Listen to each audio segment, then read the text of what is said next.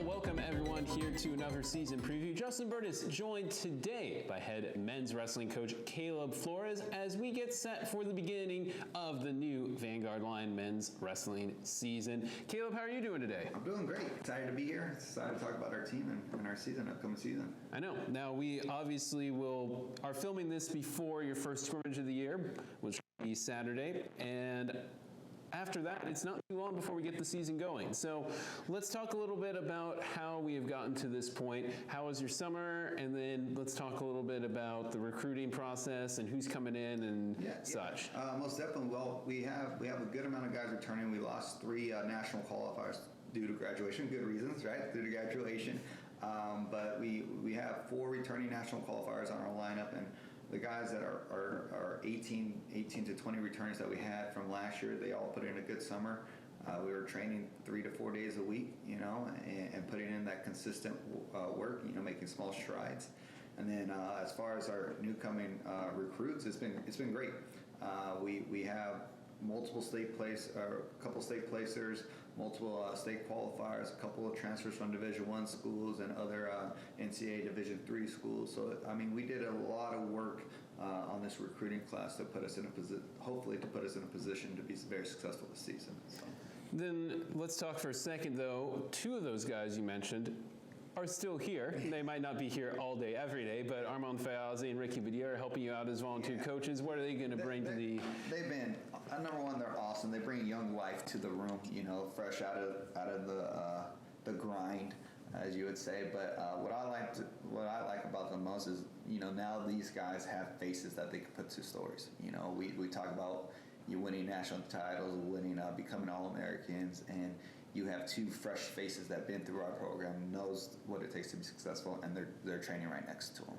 So having those resources there for them has been tremendous, and you can already see the growth in our guys and belief in what we do. So it's been pretty awesome to have them on board. And they wrestle. They saved my body a lot of stress and a lot of soreness. So, but they're great to have in the room. Definitely. I mean, a couple almost national champions can't be a bad thing to have trained in the next wave, right? Exactly.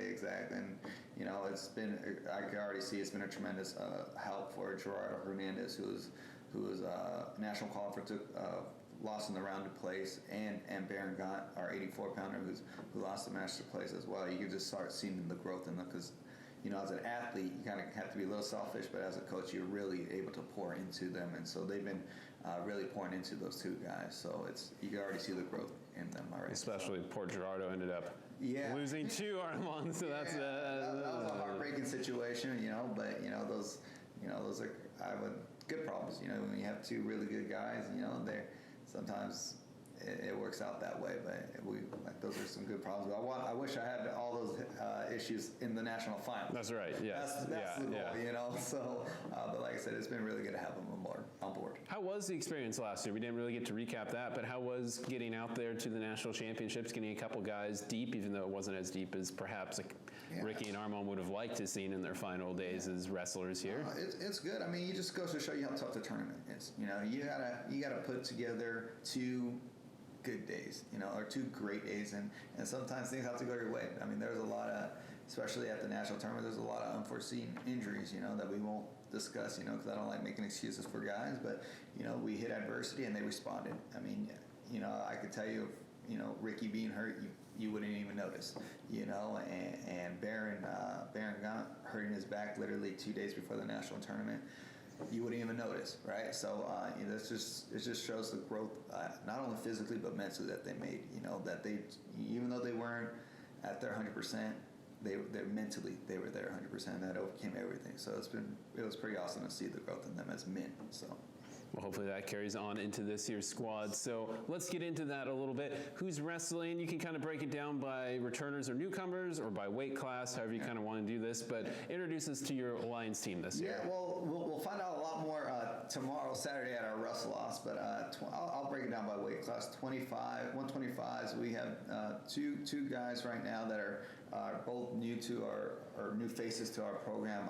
Zach Stone, he's from Orange Lutheran High School, and then we have Dominic I always butcher his last name, so I won't say his last name. But Dominic, he's came in as a transfer from Augsburg last year, so he'll be in the running. So those two guys, not only are they tough competitors, but they are.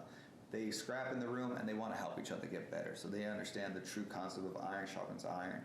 133s, you have our. Which I was going to say, that's good, because that weight class, you didn't really have many options last year at all. I mean, that was our cursed weight class last year. Everybody we got there got hurt. So this year we have two and hopefully three 125-pounders that will be competing for that spot real soon. And then bumping up to 133s, we have our returner, actually our senior or junior now, Sonny Luna with the COVID year. He's a junior based on the COVID year.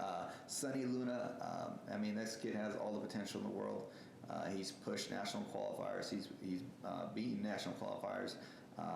He just got to figure it out towards the end of the year, mentally. And then, we have Julian Leon, California state placer. Last year, he took 8th in the state tournament. We're really excited. He has a lot of potential, but we still got to develop. We still got some work to do. But yeah, those two guys are going to be scrapping for that spot at 133s, and I'm excited to see what happens throughout this year. 41s, Stephen Crozen.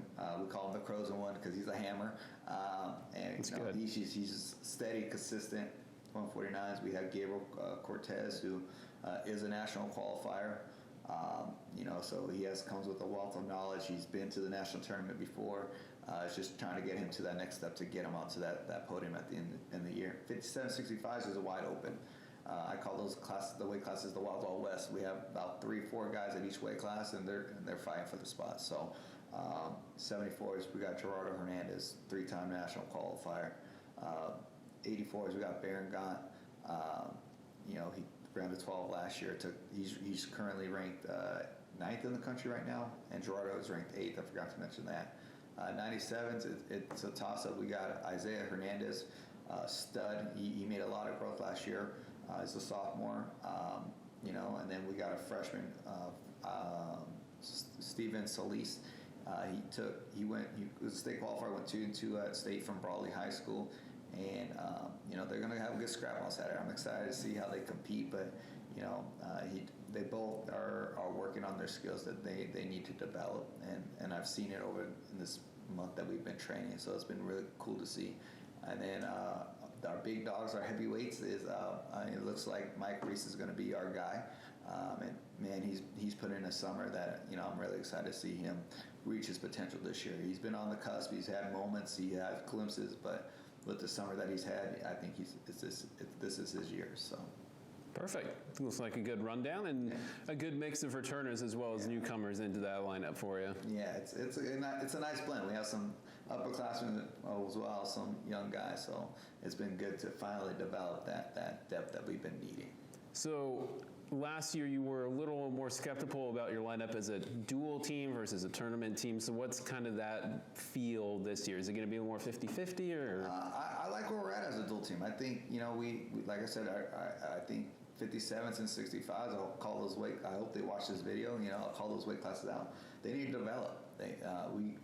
We as a staff and as a team, we got to get those weight classes strong. I feel we're really solid everywhere else, but those two weight classes, we need people to step up, and take ownership of those weight classes. But, as a dual team, 8 out of 10 matches, I feel pretty confident in, so that puts us in a good position in dual meets. But tournaments, our hammers got to be hammers, and I'm very confident in what we have as individuals too. So we have a well-balanced lineup this year. Perfect. That'll be exciting to see. Unfortunately, we won't be seeing much of it because let's talk schedule here for a second. Yeah. Obviously, we're recording this before the Saturday wrestle-offs inter-squad scrimmage. We will probably put this video out well after that. So we're looking ahead to the start of the regular season. A lot of Vanguard Lions hitting the road this year. You've only got one home date where you bring in a couple schools. So let's walk through where you're competing at this year. Yeah, we always we have CBU next week, the November 5th. We have CBU. I want to test my guys right away. No better way than going up against a Division I program. I believe in my guys, and that's why we push them. I tell everyone I recruit, we're going to compete against the best. That'll get us ready for nationals when it really counts. So we wrestle them. the guys that are not starting, we have a bunch of red shirts and freshmen going to Fresno City, the Bill Music Open.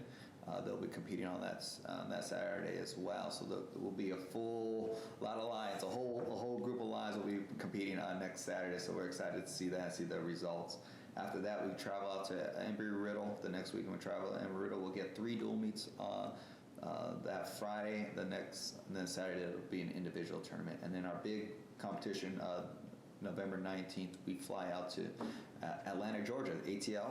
You know, we go to Atlanta, Georgia. We'll go compete at the Life Open, and that's going to be a huge tournament for us. We see a lot of the East Coast, Southern teams, Midwest teams there, and it's going to get our guys good recognition to help with rankings and all that kind of stuff. Plus, Life has been the only school that's really tried to knock off the Grandview team that's been dominating this sport at the NAIA level. So No, most definitely. And like I said, you know, Life is a great team as well. They've taken second and they won it 2 years ago.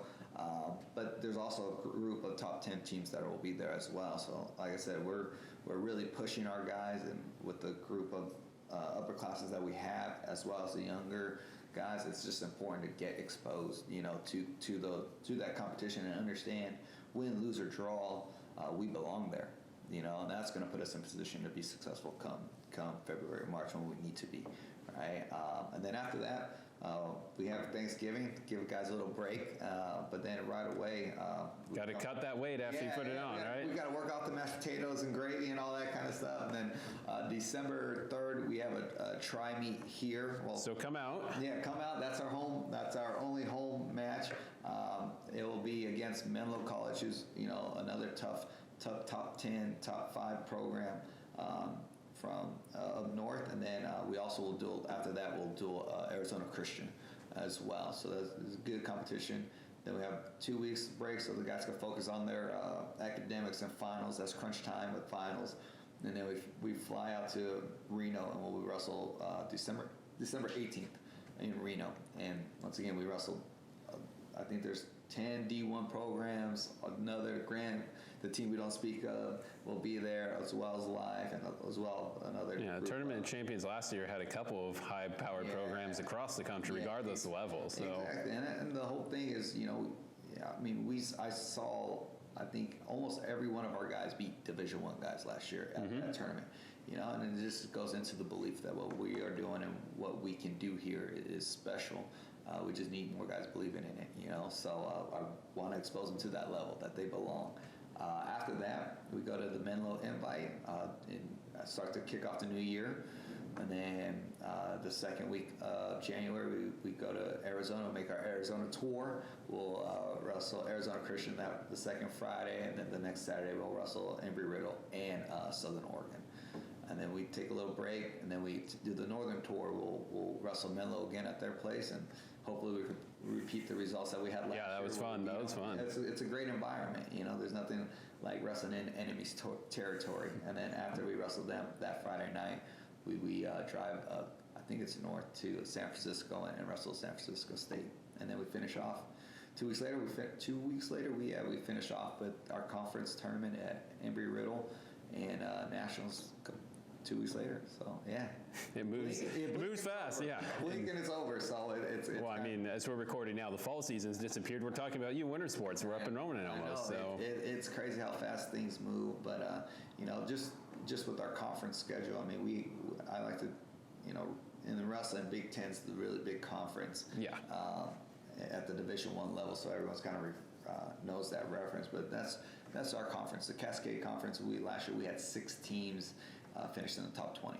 So I mean, if you can get through our conference, you have a really good chance of placing at nationals and doing really well as a team at nationals. Yeah, especially those Montana schools seem to pump out some good talent. Yeah, 100%. You know, those coaches do a great job. So it's good. It's very competitive in our conference, which I love. So. Well, let's talk about them then. Yeah. How is the Cascade looking? I believe you guys were picked kind of in the middle of the pack, and was it?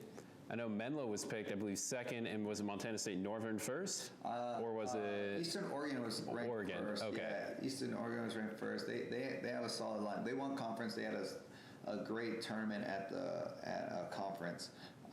And they're returning everyone. Everyone's a returner, so they deserve that credit. Menlo has a good group of guys coming back. So they're second. But I like where we're at. Like I said, the national rankings came out, and like I said, I think we had 5-6 teams in there, and I think we were the 17th, and we were like 3 or 4 votes away from being in that top 20 position. So it's at the end of the day, we got to go earn the respect, right? So, but our guys got to have to do their job. Respect is not given; it's kind of earned, and we have a good group of guys that are looking to earn that respect. But back to our competition, they're great programs. They're well established. They have great leadership. I'll never say anything negative about those programs. They do their job. Which motivates me to do my job. And we got to work. We got some work to do.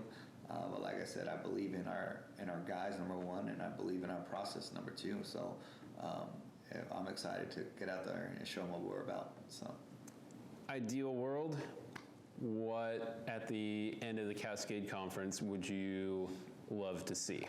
I mean, obviously, sweep and Vanguard wins everything, all the awards, your coach of the year and all that stuff, but ideal. 100%. Ideally, I mean, it's trying to get as many guys to nationals. As much as I would love to sit here and say I want to win a conference, which I do. Like, there's no, I'm very. Not questioning that, no. I do, no. I do. But no, it's just getting my guys to reach their potential. At the end of the day, I mean, I try not to be as result-oriented. We got to trust the process and grab as much out of those guys as we can. I'm a firm believer, control what you can control.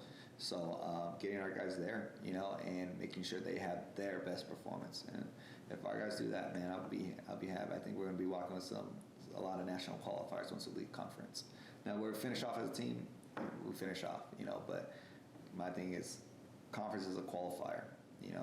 You can't win a national title unless you're there, right? So that's right. So we got to get there. So however we get there, it might be ugly, it might be beautiful, but as long as we're there, we have a chance. So like I said, I think we have a good opportunity to get a lot of national qualifiers to the tournament. I really believe that. Good, because we're looking for another record-setting class going out there after a couple more last year. So we have 5. We've had 5 the last couple of years, and now it's time to get to that 7, 8, 9. 10, 12 range, that's the goal. Bring the whole squad. There we go. That's definitely what I want. So perfect. Yeah. Well, we want you to make sure you mark your calendars for December 3rd, again against Menlo and Arizona Christian. Now, we have yet to finalize the location for that. Yeah. So we will let you know. Check VanguardLions.com for more information on that as it develops, and we'll make sure to blast out on social media when that match will take place and where. Otherwise, Coach, thanks for stopping by today. Exciting times, and we'll keep track of you as you start the season up at the Cal Baptist Duel and the Bill Mussick Open for everyone else. And as the season goes along, we wish you the best of luck. Awesome. Thank you. Thanks for having me.